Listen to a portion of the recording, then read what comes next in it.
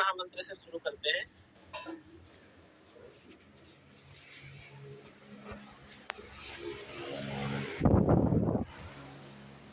ओम भूर्भुवः स्वः तत्सवितुर्वरेण्यं भर्गो देवस्य धीमहि धियो यो नः प्रचोदयात्। हम लोग ध्यान योग पढ़े जा रहे हैं। तो यहाँ क्या बता रहे हैं? यदा हि नेन्द्रियार्थ हेतु न कर्म स्वनुसज्जते सर्व संकल्प सन्यासी योगारूढ़ सदोच्यते। मतलब आप योग में आरूढ़ होंगे तभी उस ध्यान तक पहुंच पाएंगे। तो योगारूढ़ पुरुष के लक्षण क्या है? तो यहाँ बता रहे हैं जिस काल में न तो इंद्रियों के भोगों में और न कर्मों में ही आसक्त होता है। जब साधक न तो इंद्रियों के भोगों में और न कर्मों में ही आसक्त होता है, उस काल में सर्व संकल्पों का त्यागी योगारूढ़ कहा जाता है। परीक्षा में प्रश्न आता है योगारूढ़ पुरुष के लक्षण क्या है? लक्षण ये है कि जो व्यक्ति इंद्रियों के भोगों में और कर्मों में आसक्त नहीं होता और सर्व संकल्पों का त्यागी है, सब कुछ त्याग कर देने वाला है, वही व्यक्ति योगारूढ़ कहलाता है। क्लियर हो गया सबको? हाँ या ना? अरे बोलो तो भाई। जी सर। उद्धरेत आत्मनात् आत्मानं न आत्मानं अवसादयेत् आत्मैव आत्मनो बन्धुः आत्मैव रिपुरात्मनः। बहुत महत्वपूर्ण श्लोक है। यहाँ क्या कह रहे हैं? अपने द्वारा अपना संसार समुद्र से उद्धार करें। उद्धरेत आत्मनात् आत्मानं, स्वयं का स्वयं ही उद्धार करें, कोई दूसरा उद्धार करने नहीं आएगा आपका। इसलिए कह रहे हैं अपना कल्याण स्वयं करें। और न आत्मानम अवसादेत, अपने आप को अधोगति में मत डालिए, अपना कल्याण स्वयं करिए। हाँ, गुरु मार्गदर्शन दे सकते हैं, माता पिता थोड़ी बहुत सहायता कर सकते हैं, लेकिन अपना उद्धार तो स्वयं को करना पड़ेगा। अपनी बुराइयों को तो स्वयं को छोड़ना पड़ेगा। फिर क्या कह रहे हैं? आत्मैव आत्मनो बंधु, जो आपकी आत्मा है वही आपका मित्र है। सबसे बड़ा आपका जो मित्र है वो आपकी आत्मा ही आपका मित्र है। और सबसे बड़ा यदि कोई शत्रु है तो आपकी आत्मा ही। ऐसे यदि आप आत्मा के अनुकूल चलेंगे तो जो आपकी आत्मा है वो आपका मित्र है। और यदि आप आत्मा के प्रतिकूल चलेंगे, आप चोरी कर रहे हैं और आत्मा ने कहा मत करो लेकिन आप चोरी कर रहे हो, आप यदि अपनी अंतरात्मा की आवाज नहीं सुनेंगे, चोरी करेंगे तो आत्म कुंठा से भर जाएंगे। आपको अंदर ही अंदर गलती का एहसास होता रहेगा, क्यों हमने चोरी की। तो आप ही अपने शत्रु हैं, आप ही अपने मित्र हैं और अपना आप ही उद्धार कर सकते हैं। इसलिए स्वयं का कल्याण स्वयं करें।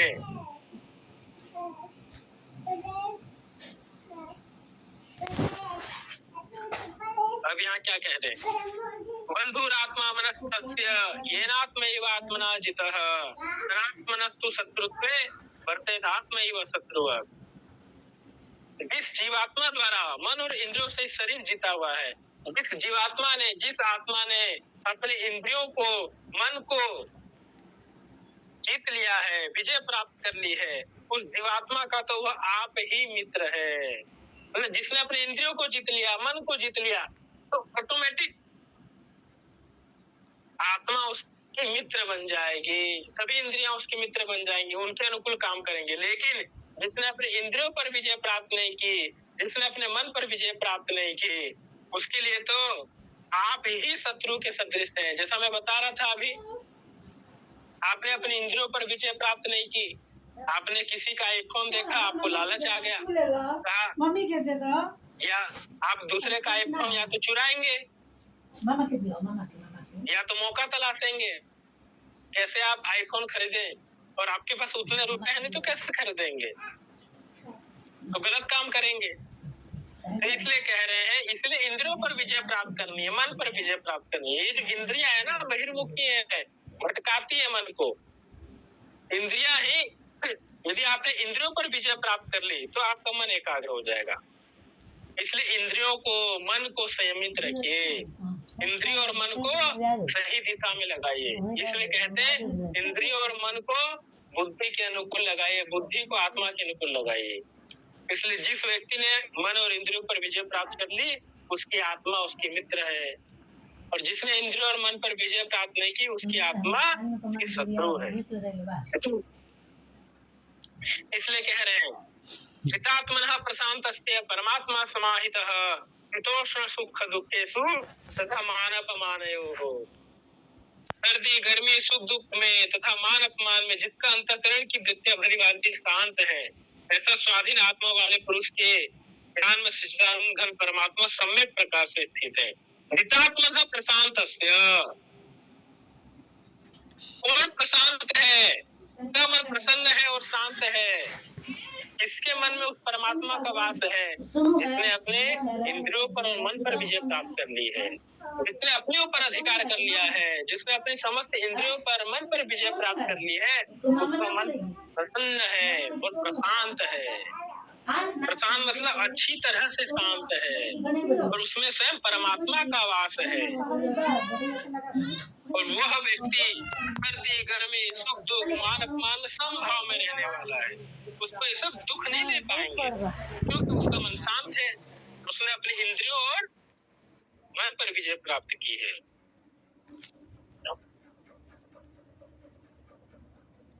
ज्ञान विज्ञान तृप्तात्मा प्रस्थोभितेन्द्रियः युक्त इत्युच्यते योगी समलोष्टाम कांचन। क्या कह रहे हो? ये सब उपदेश भगवान श्री कृष्ण अर्जुन को समझा रहे हैं और उसके ध्यान के लिए मनोभूमि तैयार कर रहे हैं। इसकी अर्जुन की, जिसका अंतःकरण ज्ञान विज्ञान से तृप्त है, जिसकी स्थिति विकार रहित है, जिसकी इंद्रियां भली भांति जीती हुई है, और जिसके लिए मिट्टी पत्थर और स्वर्ण समान है, वह योगी युक्त तथा भगवत प्राप्त है। मतलब पड़े हुए सोने को देखा तो उसमें भी उसका मन नहीं ललचाया। जैसे वह मिट्टी पत्थर को देखता है, वैसे यदि वो सोने को ही पड़ा हुआ देख रहा है, अभी उसका यदि मन नहीं ललचा रहा, मन लोभग्रस्त नहीं हो रहा, तो मानिए उसकी इंद्रियां जीती हुई है, उसने अपनी इंद्रियों पर विजय प्राप्त की है। और जिसका अंतःकरण ज्ञान विज्ञान से तृप्त है, मतलब इंद्रियां जिसकी संयमी है और जो ज्ञान से युक्त है और जो समस्त प्रकार के विकारों से रहित है, ऐसा जो योगी है वो भगवत प्राप्त है, उसको परमात्मा का आशीर्वाद है, वो परमात्मा को प्राप्त है, ऐसा कह रहे। तो युक्त इच्छते योगी, योगी का लक्षण क्या है? ये ज्ञान विज्ञान में जो तृप्त है, जिसकी इंद्रियां उसके वश में है और जो विकार रहित है, ऐसा व्यक्ति योगी है। अब यहाँ क्या बता रहे हैं? मित्रान उदासीन मध्यस्पदेषु बंधुषु साधुष्वपि च पापेषु समबुद्धिर्विशिष्यते। जो सुरहित मित्र, सुरहित मतलब अच्छा सोचने वाले हैं, मित्र वैरी उदासीन मध्यस्थ देशों और बंधु गुणों में, धर्मात्माओं में और पापियों में भी समान भाव रखता है। ऊंची स्थिति है। कहा जो मित्र में और शत्रु में समभाव रखता है, जो द्वेष करने वालों में और मित्रों में समभाव रखता है, धर्मात्माओं में और पापियों में समभाव रखता है, वो अत्यंत श्रेष्ठ है। दिखाई नहीं दिया हाथ ना है, ठीक कर देंगे। योगी युजित सतत मानम रहसि स्थितः एकाकीत चित्तात्मा निराशीर परिग्रह। जो मन इंद्रियों सहित शरीर को वश में रखने वाला है और आशा रहित संग्रह रहित योगी अकेला ही एकांत में स्थित होकर आत्मा को निरंतर परमात्मा में लगावे। क्यों लगावे? उस परमात्मा की प्राप्ति के लिए। तो जिसने मन और इंद्रियों सहित शरीर को वश में रख रखा है, जो आशा रहित है, संग्रह रहित है, ऐसा योगी अपनी आत्मा को उस परमात्मा में लगावे। अब ध्यान कैसे करना है उसके लक्षण यहाँ बता रहे हैं। देते प्रतिष्ठाप्य स्थिरम आसनम आत्मनः नाति उचित्रम नाति नीचरम शैलाजिन कुतोत्तरम। किस जगह आपको ध्यान करना है? ध्यान करने के लिए कैसी भूमि होनी चाहिए? तो कह रहे हैं शुद्ध भूमि, पवित्र हो भूमि। और वहां क्या हो? शैलाजिना कुशोत्तरम, जहाँ आप बैठे हैं सबसे पहले कुश का आसन लगाएं, उसके ऊपर मृग छाला और उसके ऊपर वस्त्र बिछाएं, और जहाँ ध्यान करें वो भूमि न अधिक ऊंची हो न अधिक नीची हो, समभाव में समतल हो। ऐसी जगह अपना आसन लगाकर स्थिर भाव से ध्यान करें। परम आसनम आत्मा, आसन में स्थिर होकर। सर फिर क्या? हाँ बोलो। सर इसमें कुशा का समझ आ गया, मृगशाला और वस्त्र का क्या है संस्कृत इसमें? मतलब देखो, यहाँ आसनों का क्रम बताया, सबसे नीचे कुशा होगी, उसके ऊपर मृग छाला, या जो भी आपको भेड़ के ऊन, भेड़ का या जो भी मृग छाला, जो ऐसा आसन मिले वो आसन रखना है। उसके से ऊपर सूती वस्त्र, ये है। तो इसका संस्कृत वर्ड कौन सा है ये पूछ रही हूँ मैं। कुशा का तो आ गया, कुशोत्तरम। अजीन, देखो कुशोत्तरम, कुशा मतलब कुशा, अजीन मतलब मृग छाला, शैल मतलब वस्त्र, शैलाजीन कुशोत्तरम। ठीक है सर। फिर कहा तत्रेक आग्रम मनः कृत्वा यत् चित्तेन्द्रियः क्रियः उपविश्यासने युञ्ज्यात् योग आत्मा विशुद्ध है। आत्मा की शुद्धता के लिए क्या करना है? उसी आसन पर बैठ करके और इंद्रियों की क्रियाओं को वश में रखना है। यत् चित्तेन्द्रिय क्रिया, जो चित्त की मन की अलग अलग क्रियाएं हैं, इन सबको क्या करना है? वश में रखना है, और मन को एकाग्र करके अंतःकरण की शुद्धि के लिए योग अभ्यास करना है। एकाग्र मन कृत्वा, उसी आसन पर बैठ करके मन को एकाग्र करने के लिए इंद्रियों की क्रियाओं को वश में रखना है, और अंतःकरण की शुद्धि के लिए योगाभ्यास करें। अब योगाभ्यास करते समय शरीर की स्थिति कैसी होनी चाहिए? तो कहा समम काय शिरो ग्रीवम धार्यम न अचलम स्थिरः संपेक्ष्य नासिकाग्रस्वम दिशश्चानवलोकयन्। आपकी कमर गर्दन सीधी होगी, मन एक जगह स्थिर होगा, अचल धारणा, चलायमान नहीं होगी धारणा, मतलब एक जगह मन को स्थिर रखना है, आज्ञा चक्र में, हृदय चक्र में, जहां मन को स्थिर रखना है, और नासिका के अग्र भाग में ध्यान लगा करके वहीं पर दृष्टि को जमाना है, इधर उधर नहीं देखना है। इस प्रकार से ध्यान का अभ्यास करना है।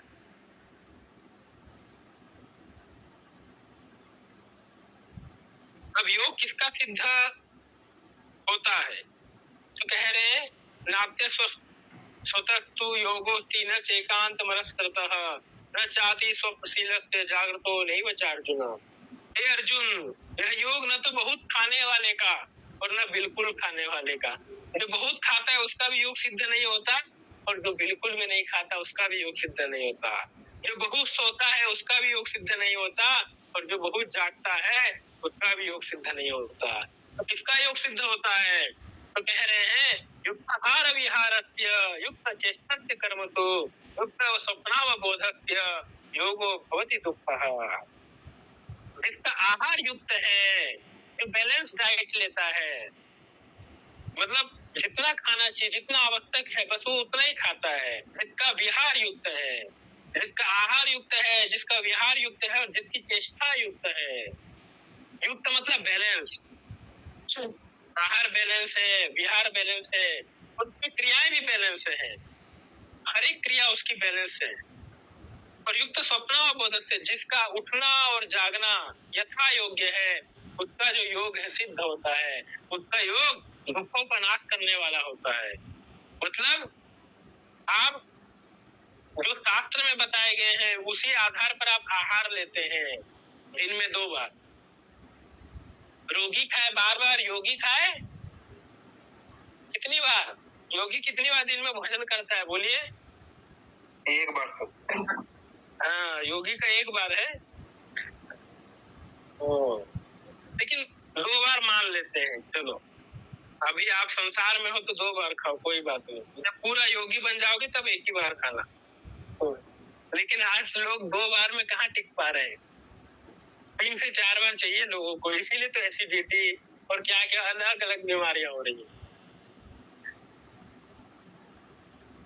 खाना हमारा नहीं होता है, जो पचाया हुआ है वो हमारा होता है।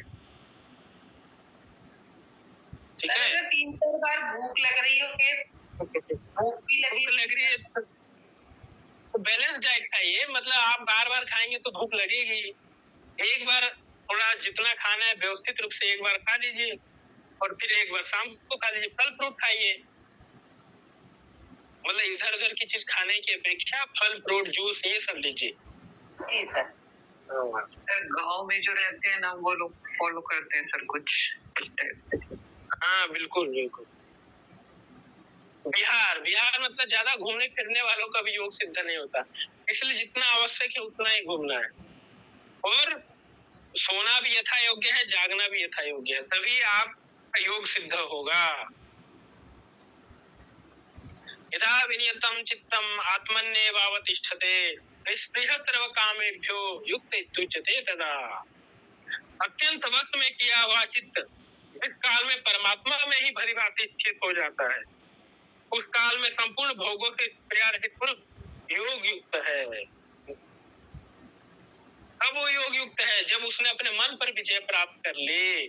भोगों में उसकी किसी प्रकार की कोई इच्छा नहीं है, कोई उसकी कामना नहीं है, कोई इच्छा नहीं है। योगी की कोई इच्छा रहती है? कोई इच्छा नहीं रहती। योगी इच्छाओं से रहित होता है। तो ऐसा जिस व्यक्ति की कोई इच्छाएं नहीं है और जिसने अपने इंद्रियों पर विजय प्राप्त कर ली, उस काल में परमात्मा में वो स्थित हो जाता है और वही योग युक्त है। अब उसके लिए क्या कह रहे हैं? कैसा मन स्थिर होना चाहिए? तो कहा यथा दीपो निपातस्थो लिंगते सोममा स्मृता योगिनो यथ चित्तस्य युज्यतो योगमात्मनः। कहा जिस प्रकार वायु रहित स्थान में दीपक चलायमान नहीं होता, वैसे ही उपमा परमात्मा के ध्यान में लगे हुए योगी के जीते हुए चित्त की कही गई है। जहाँ वायु नहीं है वहां दीपक चलायमान होगा?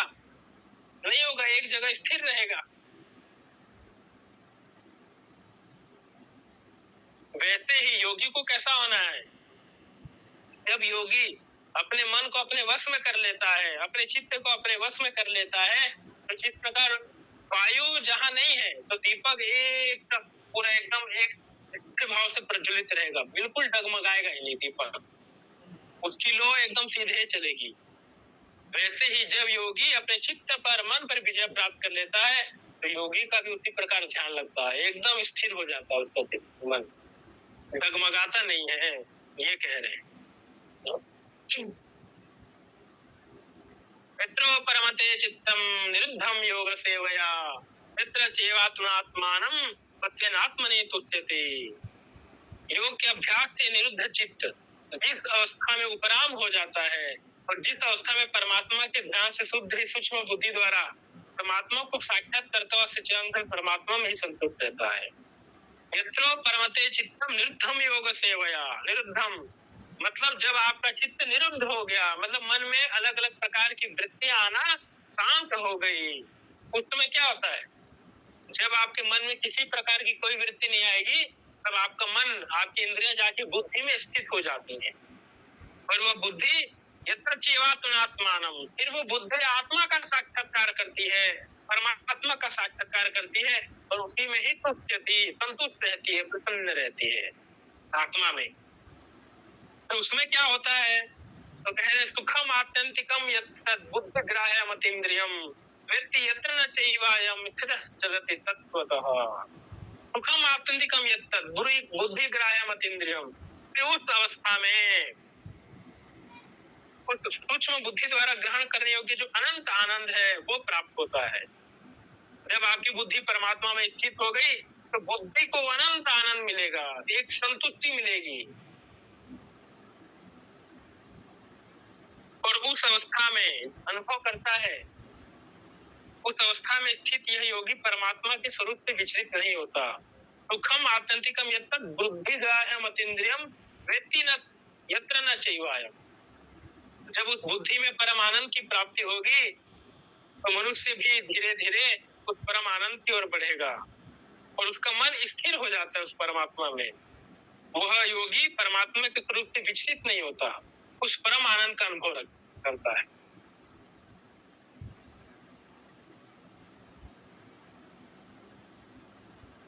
समझ में आ रहा है आप सभी को? हाँ या ना? बोलो भाई। यम लब्ध्वा चापरम लाभम मन्यते नाधिकम ततः यस्मिन् स्थितो न दुखेन गुरुणापि विचाल्यते। तो क्या कह रहे हैं? जब ध्यान की अवस्था में जब मनुष्य परमात्मा को प्राप्त कर लेता है और वही तृप्त हो जाता है, संतुष्ट हो जाता है, फिर क्या होता है? परमात्मा की प्राप्ति रुचि से लाभ को प्राप्त होकर उसके अधिक और कुछ लाभ नहीं मिल सकता। यम लब्ध्वा चापरम लाभम मन्यते नाधिकम ततः, लेकिन उस परमात्मा को प्राप्त कर लिया और उससे अधिक और क्या मिलेगा? इसमें स्थितो न दुखे न गुरुणापि विचाल्यते। और उस परमात्मा को प्राप्त करने के बाद योगी बड़े भारी दुख से भी चलायमान नहीं होता। फिर उसके सामने चाहे पहाड़ टूट जाए, चाहे कुछ भी हो, कुछ फर्क नहीं पड़ेगा योगी को। जिसने उस परम रस को प्राप्त कर लिया, जिसने उस परम आनंद को प्राप्त कर लिया, जिसने उस परमात्मा की प्राप्ति कर ली, उसकी प्राप्ति के बाद और क्या बाकी रह जाता है? हाँ, कुछ नहीं। इसलिए कहते हैं उसके बाद विद्या दुख संयोग, परमात्मा के संयोग होने के बाद सभी प्रकार के दुखों का वियोग हो जाता है और उसने योग कहते हैं।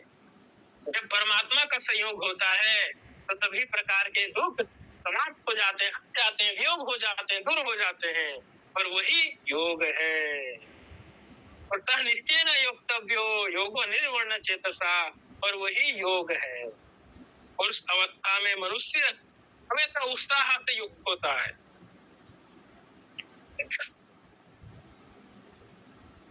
कह रहे हैं, और उस अवस्था में क्या होता है? यो माम पश्यति सर्वत्र सर्वम च मयि पश्यति हम न प्रणश्यामि सच में न प्रणश्यति। फिर उस पुरुष को भी आत्मा में उस परमात्मा के दर्शन होने लगते हैं। वासुदेव सर्वम, फिर वो किसी में कोई भेद नहीं रखता, केवल आपके अंदर, सबके अंदर वो परमात्मा है, लेकिन केवल नाम का भेद न हो। केवल हम पहचाने कैसे जाए, इसलिए सबका नाम एक एक रख दिया गया है ना, लेकिन सबके अंदर वो आत्मा है और आत्मा रूप में परमात्मा ही स्थित है। और वो योगी सभी आत्मा में उस परमात्मा का दर्शन करता है, उसको सभी आत्मा में परमात्मा के दर्शन करता है। यो माम पश्यति सर्वत्र, सभी में वो परमात्मा को देखता है। और सर्वम च मयि पश्यति, और सभी को अपने अंदर देखता है। सब में वो देखता है उस परमात्मा को और सबको अपने अंदर देखता है। इतनी बड़ी बात है को अपने में देखना और अपने में सबको देखना ना।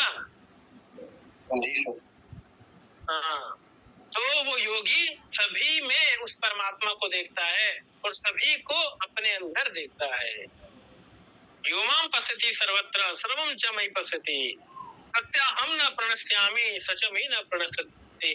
फिर उस परमात्मा से वो कभी अदृश्य नहीं होता, हर जगह उसको परमात्मा दिखते हैं, चाहे नदी हो, पर्वत हो, पेड़ हो, वृक्ष हो, हर जगह। और फिर वो परमात्मा से अदृश्य नहीं होता। उसी को कह रहे हैं सर्वभूतस्थितं यो मां भजते मास्तितः श्रद्धा वर्तमानोपि स योगी मयि वर्तते। जो पुरुष एक ही भाव में स्थित होकर संपूर्ण भूतों में आत्मरूप से स्थित मुझ सच्चिदानंद घन वासुदेव को भजता है, वह योगी सब प्रकार से बरतता हुआ ही मुझ में ही बरतता है। मतलब हर जगह परमात्मा का दर्शन वो करता है, कहीं कोई भेद नहीं रहता। हम परमात्मा का दर्शन नहीं कर पाते हैं, उसके विषय में कह रहे हैं चंचलम ही मनः कृष्ण प्रमाथि बलवत् दृढ़म्। अर्जुन कहता है वो तो सब ठीक है, लेकिन आप ये बताइए मेरा मन बड़ा चंचल है, कैसे इस मन को मैं अपने वश में करूं? क्योंकि ये वायु के समान बड़ा दुष्कर है। जिस प्रकार वायु को कैद करना, वश में करना बड़ा दुष्कर है, उसी प्रकार ही मन को अपने वश में करना बड़ा दुष्कर है। माधव, कैसे इस मन को मैं अपने वश में करूं? भगवान श्री कृष्ण क्या कहते हैं? कथम से हम महाबाहो मनोदुलिग्रहम चलम। मैं मानता हूँ मन चंचल है, इसको वश में करना थोड़ा कठिन है, लेकिन हे अर्जुन इसको अभ्यास और वैराग्य से वश में कर, बार बार अभ्यास कर और मन में वैराग्य की भावना रख, तो ये मन अपने वश में हो जाएगा। इतनी बड़ी शिक्षा है।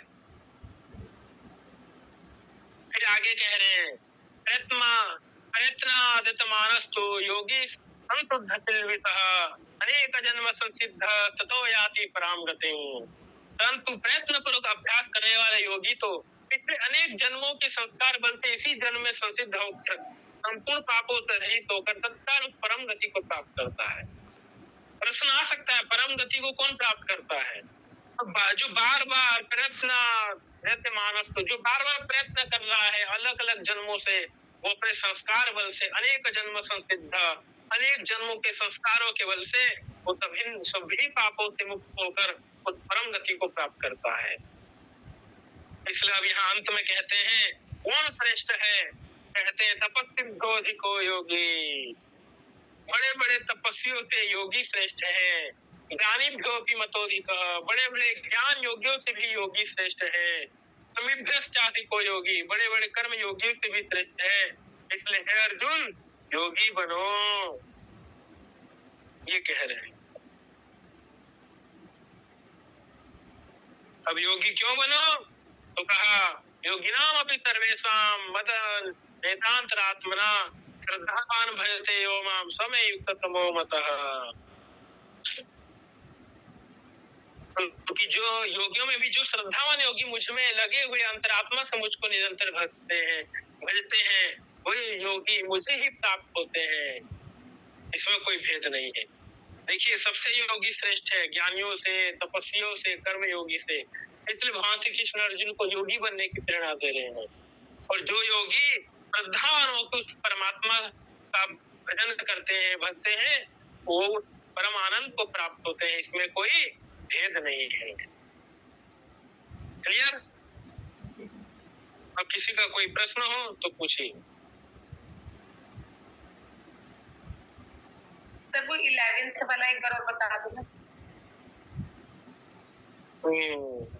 और किसी का कोई प्रश्न?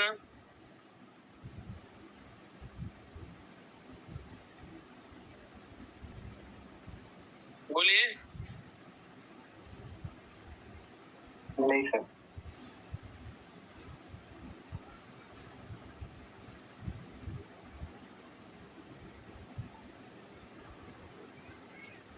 मौजूद ऐसे मतलब अच्छे पवित्र स्थान में प्रतिष्ठा पे स्थिर होकर स्थिर आसन मात्म, स्थिर आसन में बैठ जाना है। न अधिक ऊंचा हो आसन, न अधिक नीचा हो। चैला जी न कुशोत्तरम, सबसे नीचे कुशा का आसन हो, फिर मृगछाला हो और ऊपर वस्त्र हो। क्योंकि मृगछाला थोड़ी गड़ेगी ना, इसलिए वो उसके ऊपर वस्त्र रखने की बात कर रहे हैं। ठीक है सर ये संस्कृत में ना मैं इसलिए कंफ्यूज हो रहा है क्योंकि आपने ना ये कुशा को शुरू में रखा है और ये श्लोक में कुशा लास्ट में है और ये मृग। देखो कोई कंफ्यूजन नहीं होना। उत्तरम कहा ना, उत्तरम पहाड़ के बाद उत्तरम एक शब्द है। तो पहले कुशा फिर अजिन फिर चैल, चैला जी ना कुशोत्तरम, उत्तर उत्तर बाद में। तो पहले सबसे ऊपर चैल हो, उसके नीचे अजिन हो और लास्ट में सबसे नीचे कुशा हो, ऐसा है। ठीक है। अच्छा सर उत्तरम लास्ट में लिखा है मतलब, तो ये पीछे से चलेगा। हाँ कुशा मृगशाला और ठीक। और कोई प्रश्न? नीचे से सर ये कुशा सबसे नीचे आएगी ना सर?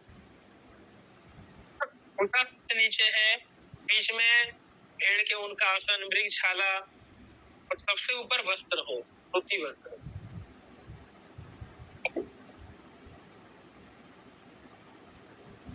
ठीक है सर, आ गया समझ। और कोई प्रश्न? नहीं सर, धन्यवाद सर। और किसी का कोई प्रश्न? सर इसमें नोट किस तरीके से बनाना है, मतलब श्लोक के अर्थ को याद रखिए। अच्छा ओके। हाँ बस श्लोक संख्या, अध्याय और श्लोक के अर्थों को याद रखिए। ठीक है, थैंक यू। हाँ और कोई प्रश्न? नहीं सर। आनंद आ रहा है भगवत गीता पढ़ते हुए? Yes sir. जी सर। बहुत जल्दी तो नहीं हो रहा? जल्दी तो लग भी रहा है, नहीं भी लग रहा, क्योंकि जब हम पढ़ते हैं तो जल्दी नहीं लगता। देखो यदि हम एक्सप्लेनेशन करेंगे एक एक श्लोक का तो एक एक श्लोक में एक एक घंटा भी लग सकता है। इसलिए जो महत्वपूर्ण चीजें हैं बस वो आप लोग को ध्यान रखनी है, इसलिए मैं एक फ्लो में आप लोग को पढ़ाते रहा हूँ। जब आप पढ़ेंगे भी तो क्योंकि आपको 10 यूनिट तैयार रखनी है ना, एक यूनिट पर यदि आप बहुत समय दे देंगे तो बाकी 9 यूनिट कैसे तैयार करेंगे। और ये भी वो एक यूनिट का 30% है केवल, मतलब जो सेकंड नंबर यूनिट है उसका मार्क चले 25 या 30% केवल है। ये 50% उपनिषद, 20% योग वशिष्ठ, 30% भगवत गीता। तो इसीलिए उसी वैसे ही आपको समय भी वैसे देना है, बहुत ज्यादा समय भी नहीं देना है, जितना आवश्यक है बस उतना देना है, ठीक है। इसमें इनफ है ना ये जितना आप पीपीटी कर रहे हैं? हाँ बहुत है, कोई अलग से एक शब्द पढ़ने की आवश्यकता नहीं है। और जितना पीपीटी में है उसके अलावा एक क्वेश्चन बाहर से नहीं आना, ये आने वाला, ये भी मैं बता देता हूँ। जितना भगवत गीता की पीपीटी में मैंने श्लोक मेंशन कर दिए हैं उसका एक भी बाहर से नहीं आने वाला, जितना आएगा सब वो पीपीटी के अंदर से आएगा। यदि पीपीटी को पढ़ के भी आप परीक्षा में चले गए तब भी आप भगवत गीता के एक श्लोक को भी बाहर से नहीं पाएंगे, सब पीपीटी से ही पाएंगे परीक्षा में, ठीक है।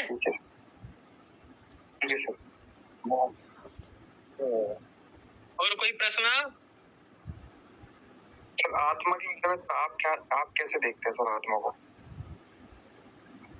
कहते हैं मतलब जैसे कि आत्मा के बारे में हर किसी की अपनी एक अलग बात है कि आत्मा असर्वरूपी है, आत्मा नित्य है, अजन्मा है, ये तो सब मतलब कि महान पुरुषों की बात है। आप कैसे देखते हैं आत्मा को? आपको क्वेश्चन और थोड़ा उसमें मॉडिफाई करना पड़ेगा आपको उसमें। ध्यान की मतलब आप ऐसा बोल सकते हैं कि मैं देखो इसमें आप ऐसा बोल सकते हैं कि मैं आत्मा को किस रूप में पूजता हूँ या किस रूप में मानता हूँ ना, ऐसा बोल सकते हैं। तो देखो मैं इस रूप में आत्मा को मानता हूँ कि आत्मा ही सब कुछ संचालन कर रही है मेरे शरीर का। आत्मा है तो मैं हूँ, आत्मा नहीं है तो मैं नहीं हूँ। आत्मा ही मेरे बुद्धि का, मेरे मन का, मेरे चित्त का, मेरे विचारों का, हर एक चीज का वो संचालन कर रही है। तो उसी रूप में मैं आत्मा को मानता हूँ कि आत्मा है तो उससे मैं हूँ, आत्मा नहीं है तो मैं नहीं हूँ, तो वही सब कुछ है। तो उसी रूप में हम आत्मा की पूजा करते हैं, आत्मा को मानते हैं और उसको उसकी प्राप्ति के लिए प्रयत्न करते हैं। सरल भाषा में आप समझे तो, और भी आपको आत्मा के विषय में उपनिषदों में बहुत अच्छे तरीके से क्लियर हो जाएगा। उपनिषद जब मैं आपको पढ़ाऊंगा तो उसके बाद आपको आत्मा के विषय में कोई डाउट नहीं होगा, ठीक है। तो अभी अपने प्रश्नों को और बचा के रखिए, आगे काम आएगा। ठीक है, फिर आज इतना ही रखें, कल फिर हम आगे मिलेंगे। Yes sir. ठीक, और किसी को कोई प्रश्न नहीं है ना?